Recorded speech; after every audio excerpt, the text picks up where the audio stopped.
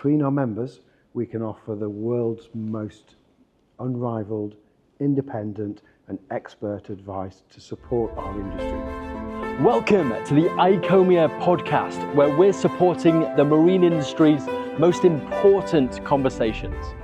We're going to hear an overview of ICOMIA because there's a lot of people that might have heard of it and its importance, but don't have that deep understanding of what its purpose is and what it does. So I'm here with the CEO of ICOMIA, Joe. Nice to see you, Joe. Hi, Ben. So let's start with that. An overview of ICOMIA. Yep. What is it? What's its purpose? So ICOMIA is the International Council of Marine Industry Associations. It's quite a mouthful. It is. But we are the association that connects all of the associations around the world. If you imagine every single country in the world that has a developed leisure marine industry, they will naturally form a national body. Well, we're the global body that connects those national bodies together. And that means that between our members, we can offer the world's most unrivaled, independent and expert advice to support our industry. We only have a simple single purpose, which is to make our industry successful, safe and sustainable for everybody, wherever it happens in the world and whatever the conditions of their market are. Right, so it's quite a mission statement. It's Big quite a thing mouthful. to do. I'm trying to find a way of making it shorter. No, I think you did a pretty good job. So with that, what does that, in terms of actions, in terms of day-to-day events and things, what do you end up doing to deliver that mission? Really good question. We are at the very heart of ICOMIA. We are a network. So all we do is we facilitate the connections of people in the industry. Yeah, I think of it as a network of knowledge. Exactly. Yeah. Great. Yeah. Yeah. We're in the middle of the spider's web and we know where to go to get knowledge. You know, the team of ICOMIA are some fantastic experts, but we don't pretend to know everything.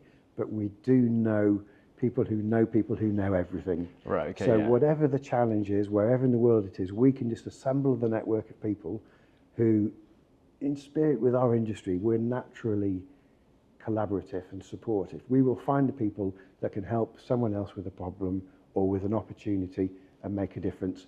ICOMIA's job is to bring together that network and facilitate and encourage and support the exchange of information, ideas, action and insight. And so once that exchange of knowledge is done, is built up, and so you then know about a particular topic, maybe it's relevant to a certain nation or a sector of the industry. Yeah. What do you then do? Do you go as far as regulation? Yeah. Do you kind of consult with different organisations? What's then done? All of those things. Yeah. So let's take, for example, one of the biggest pieces of research the industry's ever commissioned. We called it Propelling Our Future. How do we decarbonise the leisure marine industry? Our members, not ICOMIA, our members funded this massive piece of research, and then we've spent a year already promoting the message, saying that there is no single solution, no one magic step we can take that will take the carbon out of our industry. It depends what sort of boat you use, where you use it, how frequently you use it.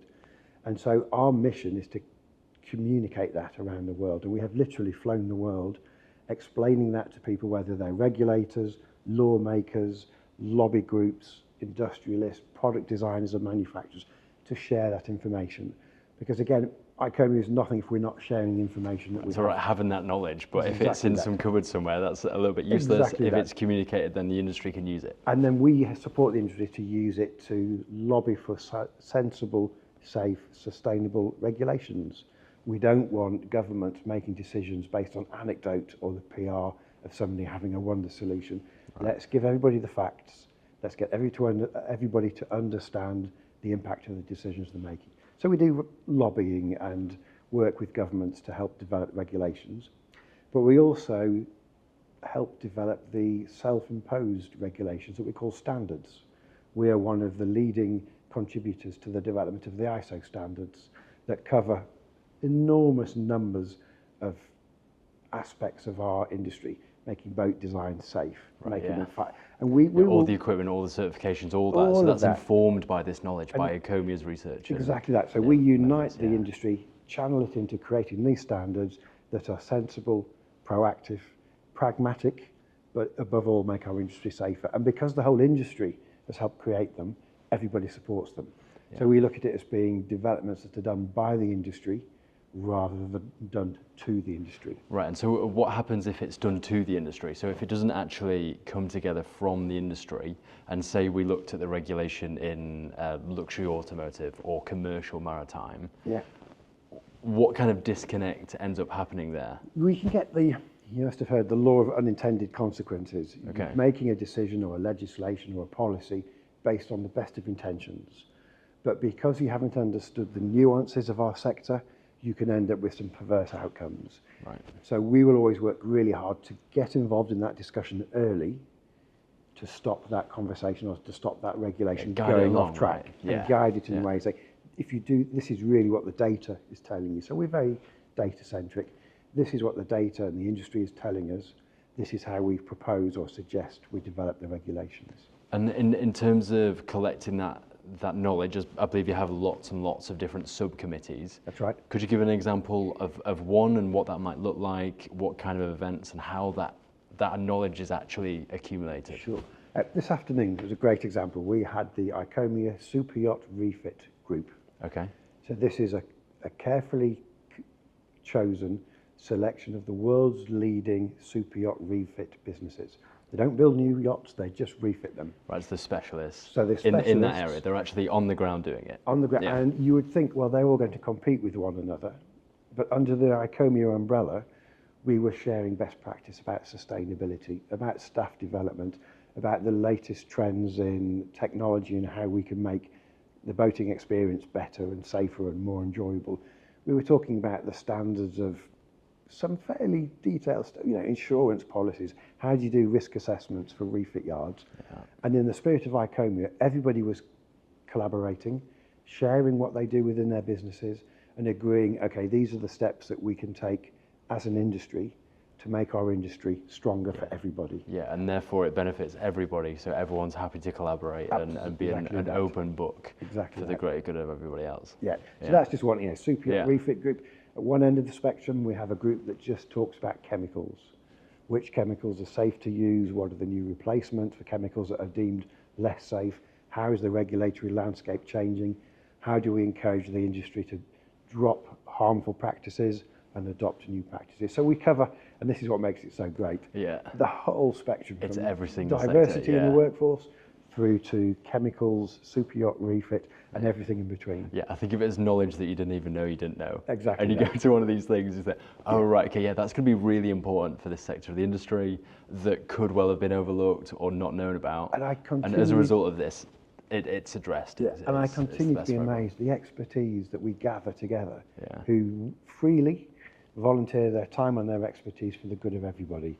You really do see the great and the good of the industry coming together to help the entire industry.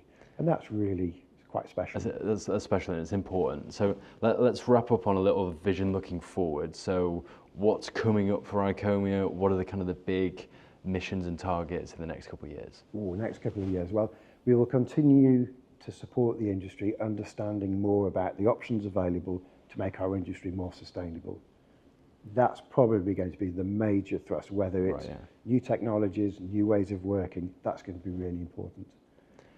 Second big area that the whole industry, like many others, is challenging is where is the future generation of skilled workers going to come from? Right, so it's a human resource issue. Yeah. The skilled workers, be they mechanics, engineers, designers, hospitality teams, trainers, instructors, marine staff, everybody's fighting. All key to making it work. Talent. We might have the demand, but if we don't have those skills, we won't have those. And then probably the third strand is helping those areas of the world where the industry is still developing to develop with the benefit of the hindsight of those regions that have already developed. So you know from the outset you're going in the right direction with the right infrastructure, the right regulatory framework, and tapping into the expertise in other corners of the world who just want to see it grow. Yeah, that's fantastic. Well, thank you very much for your insights, Joe, and everything you do for the industry.